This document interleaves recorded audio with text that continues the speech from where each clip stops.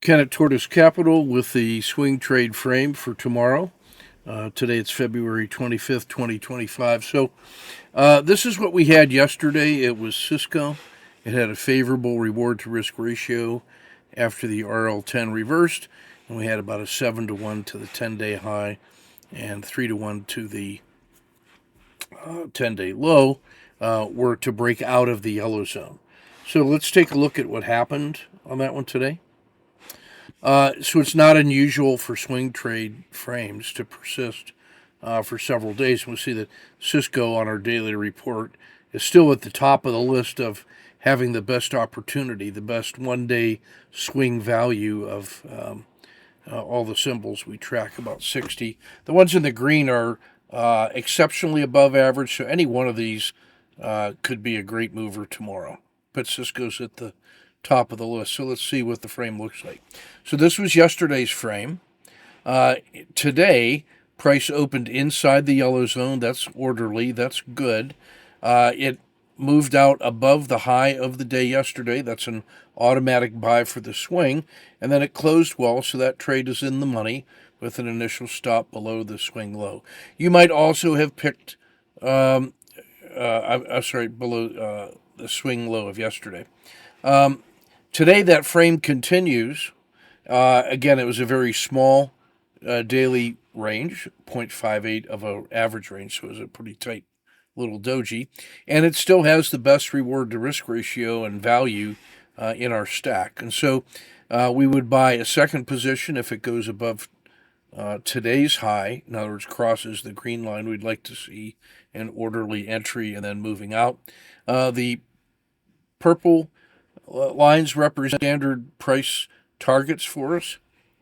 The moving regression line 90, regression line 30, and the 30-period PSAR, the 10-period PSAR, the peak of the dragon, and then the 10-day high and the PSAR flip. So those are all price ladders on the way up and the same on the way down. Today's low, yesterday's low, the bottom of the RL10, and then the 10-day low here. So we've got a favorable opportunity in Cisco.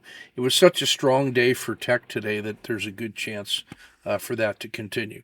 So let's now take a look at a sniper trade of the day. So Canada triggered for us early. These are our 1-minute charts. This is EWC. The blue box is the closing range of yesterday's prices. The red box shows the magnitude of the gap up. So that gets our attention right away because it's one of our standard traders, and this was probably people reacting to the State of the Union last night. So it opens at the yellow dot. Because the size of the gap, we're going to be prepared for gap range breakouts. And so what we do is we take a R10 bracket on either side of that dot. The whole thing is an R5 standard work. It's about 12 cents in EWC based on statistics. So what we would do with that is we would buy a breakout above the green box or a breakdown below the green box. Above the green box, it would just go, and we'd try to get our stop to no lose. If it goes below the breakout here, we would be aiming for the return to yesterday's price. It didn't break out. And these are 1-minute charts, so what we're noticing is that we get a couple bars up, it starts to diminish, can't make a new high. The R10 rolls over, price comes back through the VWAP, the volume weighted average price. It moves a full R10 risk box back.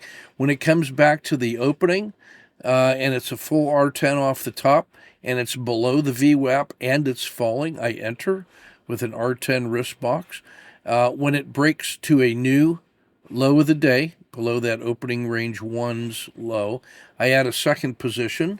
It collapses down through the dragon, through the 10-period PSAR, the 30-period PSAR, and the moving RL90, and it gets all the way back to the 30 SMA. Our price target on that was closing the gap to yesterday's close, which should have been down here, which gives us almost a 3-to-1 reward to risk on the initial position. So we hold that position. It makes a low. It gives us a 1, 2. The next bar would be a 1, 2, 3 reversal exit, but because it's already hitting the SMA 30.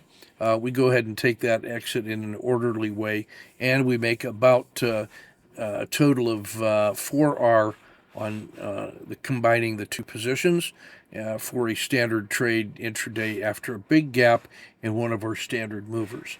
So for tomorrow, again, what we're looking at is this continuation in Cisco. And EWC had a pretty strong move the rest of the day, but on the long side, if we, I guess we could take a quick look at that one.